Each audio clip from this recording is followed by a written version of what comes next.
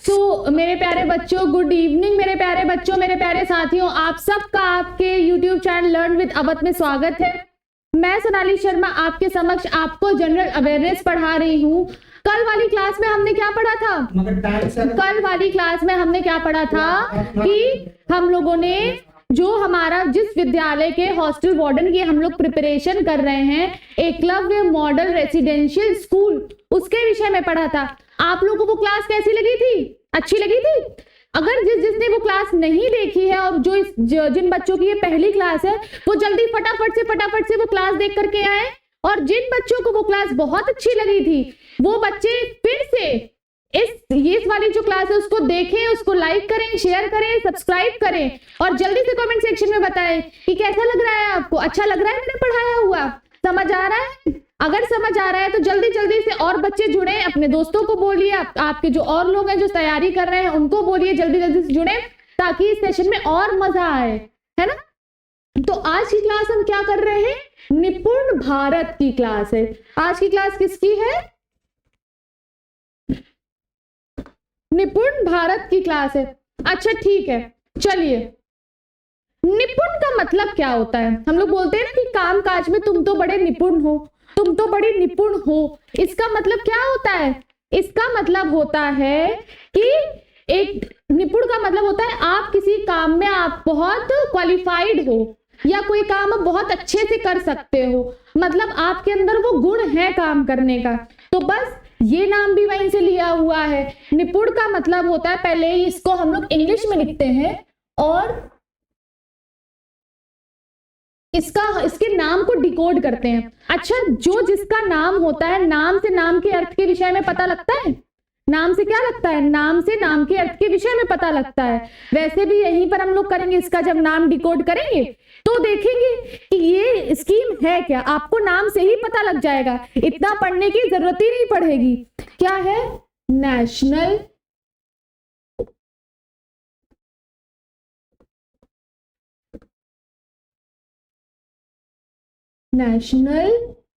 दूसरा हमारा initiative, national initiative for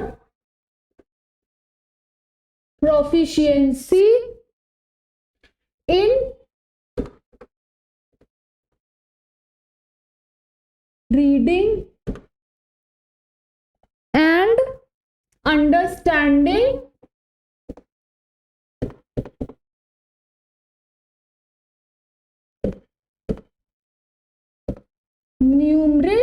numeracy. नाम से क्या पता लगा कि ये नेशनल मतलब हमारी जो केंद्र सरकार है उसका क्या है? एक इनिशिएटिव है, उसका एक इनिशिएटिव है। क्या करता है वो इनिशिएटिव? जो छोटे बच्चे हैं। अच्छा, रीडिंग और हमारे छोटे, मैं आपको पढ़ा रही हूँ, आप बड़े बच्चे हो तो आपको पढ़ाना क्या रहेगा? मेरे लिए थोड़ा आसान रहेगा क्योंकि आपको लिखना पढ़ना आता है, आपकी बुद्धि का विकास हो चुका है। लेकिन जो छोटे बच्चे हैं उनको पढ़ाना थोड़ा मुश्किल होता है क्योंकि उनकी बुद्धि का विकास उस तरीके से नहीं हो चुका होता है। तो उनके लिए वो क्या समझ जाए? रीड करना सीख जाए अच्छे से। जो अंक गणित होती है, मतलब गणित के जो छोटे छोटे सवाल हैं, यानी वो अपने ब्रेन को इस तरीके से ट्रेन कर लें, अपने दिमाग को इस तरीके से ट्रेन कर लें ताकि उनके अंदर वो सोचने समझने की शक्ति डेवलप हो जाए। अगर किसी बच्चे में सोचने समझने की शक्ति डेवलप हो जाएगी तो क्या होगा? उस बच्चे का विकास ज्यादा अच्छे से हो सकेगा ना। मान लो कोई बच्चा पढ़ ही नहीं पाता है, अंक गणित के छोटे छोटे सवाल ही नहीं कर पाता, क्योंकि वो सवाल कैसे होते हैं? हमारी सोच पे निर्भर होते हैं। अगर उसकी सोच ही डेवलप नहीं होगी तो वो क्या ये काम कर पाएगा? नहीं कर पाएगा। तो वो क्या आगे आने वाली क्लासेस में अच्छा परफॉर्म कर सकता है? नहीं कर सकता है। मतलब वो पढ़ाई में एक तरीके से क्या हो जाएगा? वीक हो जाएगा। तो यहाँ पर क्या ध्यान दिया जा रहा है कि सरकार का एक ऐसा इनिशिएटिव है जो रीडिंग और अंडरस्टैंडिंग बनाता है, बच्चों में डेवलप करता है।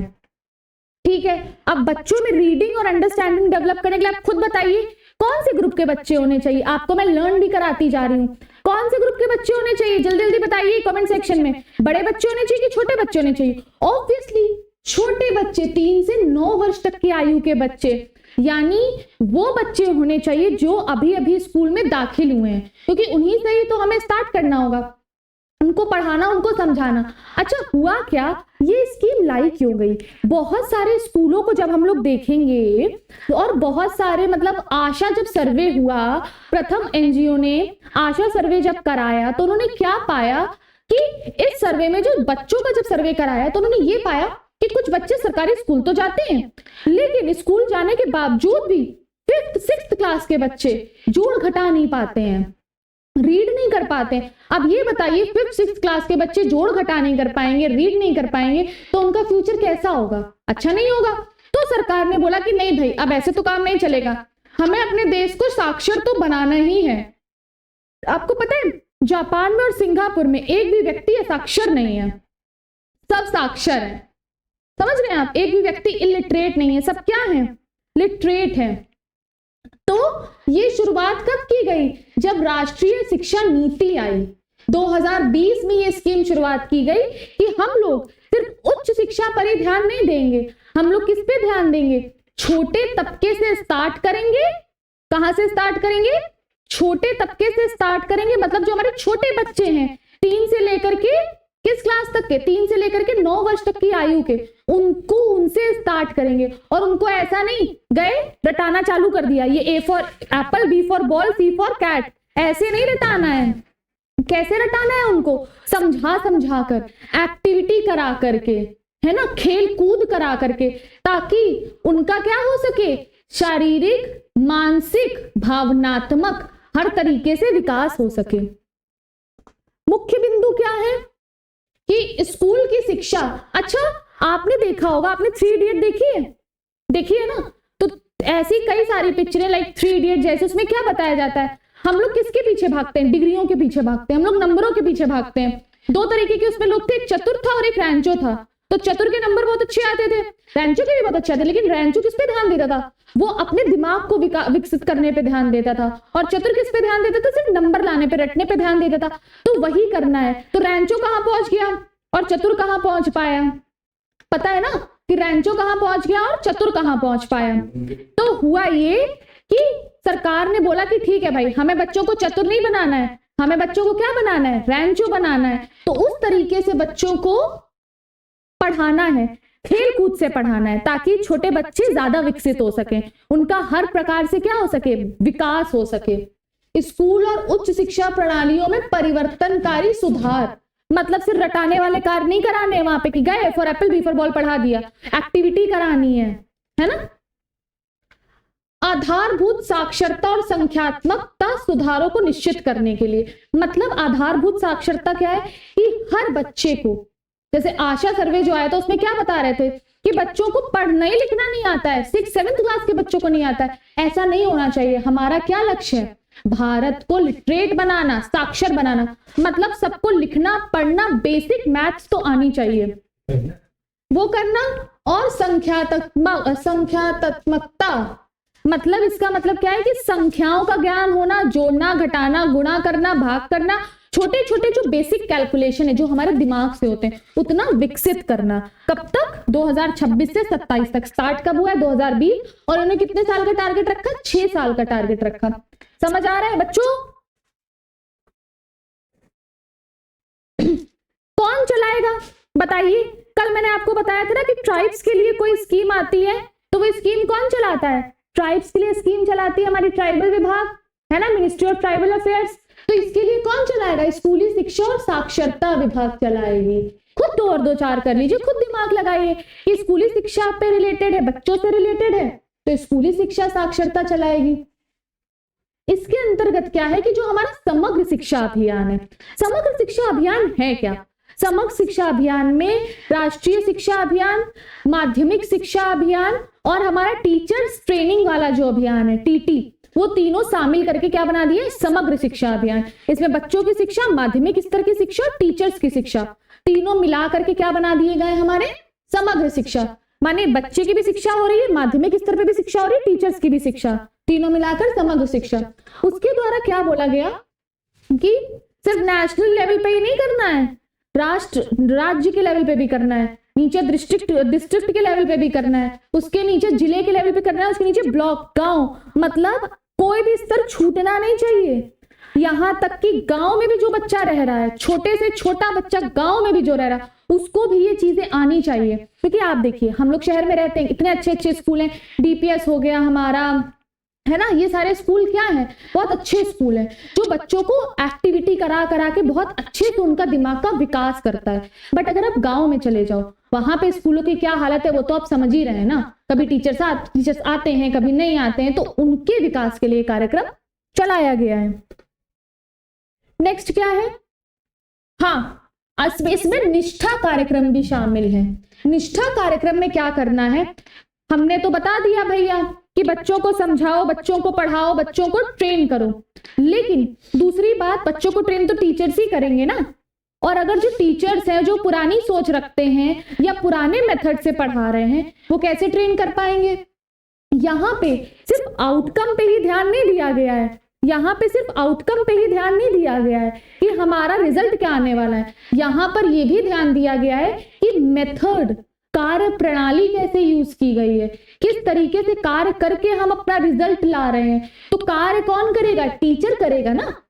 तो टीचर को भी ये क्या करेंगे, फाउंडेशनल लिटरेसी न्यूमरेसी, मतलब जो आधारभूत लिटरेसी है, साक्षरता, न्यूमरेसी, उसको कैसे बच्चों तक पहुंचाना है। मतलब उन्हें ट्रेन किया जाएगा कि अब आपको क्लास में जाके फिर A for apple, B for ball नहीं पढ़ाना है कि हाँ भैया 2 और 2 4 है, पढ़ा दिया चले आए। उसको किस इफेक्टिव तरीके से आप पढ़ा सकते हो, कैसे एक्टिविटी कराओ ताकि बच्चा ढंग से सीखे। और अच्छा, कुछ बच्चे जो होते हैं वो ऐसे बैकग्राउंड से आते हैं जैसे जिनके घर में ना बहुत फाइनेंशियल दिक्कत होती है, जो बहुत चीजें झेल कर आते हैं, तो वो क्या होते हैं, बड़े गुमसुम से बैठे रहते हैं, उनका इतना विकास नहीं हो पाता है।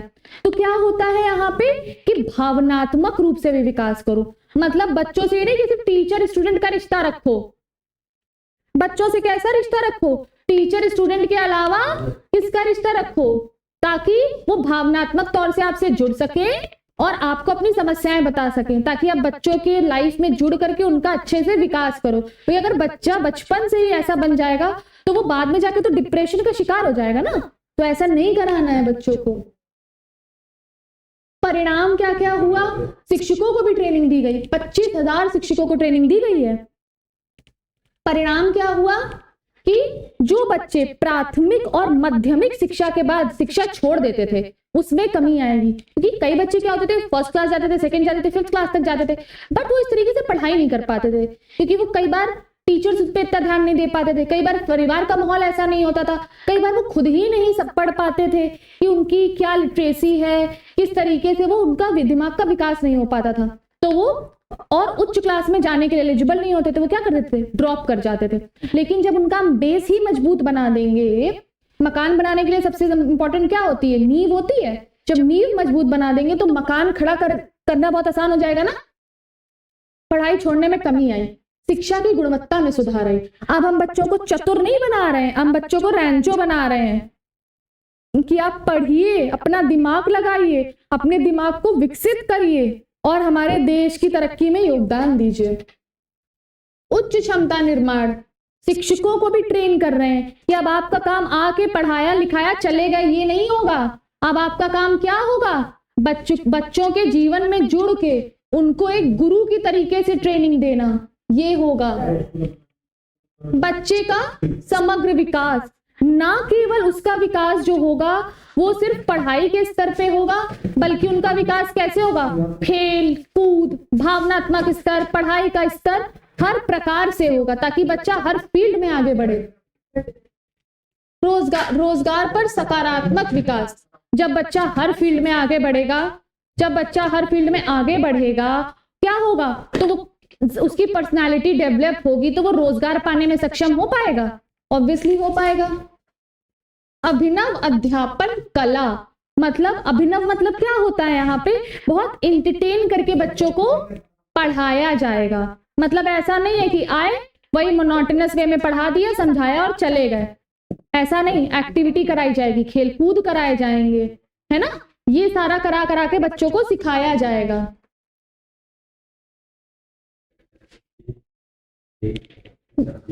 खेल कूद गतिविधि आधारित शिक्षा शास्त्र, ये उद्देश्य है खेल कूद वगैरह कैसे उनको कराया जाए, खेल कूद करके उनको कैसे समझाया जाए। लिखने और पढ़ने का स्थायी कौशल आना चाहिए, हर बच्चे को लिखना पढ़ना आना चाहिए। बच्चों को संख्या का ज्ञान, माप नहीं होगा यहाँ पे, माप होगा, माप का ज्ञान, आकार का ज्ञान, गणना, इन सब की समस्याओं का समाधान आना चाहिए। देखो कोई बच्चा, आप कभी भी देखना, जो लोग मैथ्स में अच्छे होंगे ना, वो लाइफ की प्रॉब्लम्स को सॉल्व करने में बहुत अच्छे होंगे, क्योंकि उनके पास क्या है, वो प्रॉब्लम को देख के घबराते नहीं है, देखते हैं, एनालिसिस करते हैं। मातृभाषा में शिक्षा दी जाएगी। अच्छा, प्रॉब्लम क्या होती है, आप लोग ये बोलते हो ना कि मैम हिंदी में पढ़ाओ, मैम हिंदी में पढ़ाओ, इंग्लिश नहीं आती, तो ऐसे बहुत सारे लोग हैं जिनकी मातृभाषा हिंदी भी नहीं है, अवधी हो गई हमारी, है ना, बुंदेली हो गई, तो उन्हीं की ही मातृभाषा में शिक्षा दी जाएगी ताकि वो और ढंग से पढ़ सके। शिक्षकों को भी, और शिक्षक और शिक्षा प्रशासक जो है उनको क्या करना, मजबूत बनाना, ताकि वो अपनी एबिलिटी में सुधार करके बच्चों की लाइफ में और आउटकम दे सके। आजीवन सीखना, देखो रटी रटाई चीज हम भूल जाते हैं, लेकिन जो चीज हम लोग मन से सीखते हैं, दिल से सीखते हैं, दिमाग से सीखते हैं, खेल कूद करके सीखते हैं, एक्टिविटी से सीखते हैं, वो जीवन भर नहीं भूलते हैं, और उसको सीखने की इच्छा बार बार जागृत होती रहती है। तो आजीवन सीखने की कला को मजबूत बनाना। तो आज का सेशन हमारा निपुण भारत पे आधारित था। आपको ये क्लास कैसी लगी, आप इसको कमेंट सेक्शन में जरूर बताइए, और अगर आपको ये क्लास अच्छी लगी तो ऐसे और सेशन के लिए हमारे साथ जुड़िए, और इस चैनल को लर्न विद अवध को लाइक, शेयर एंड सब्सक्राइब करिए। ऐसी और इंटरेस्टिंग क्लास के साथ हम आपसे कल मिलते हैं। धन्यवाद and thank you, bye bye.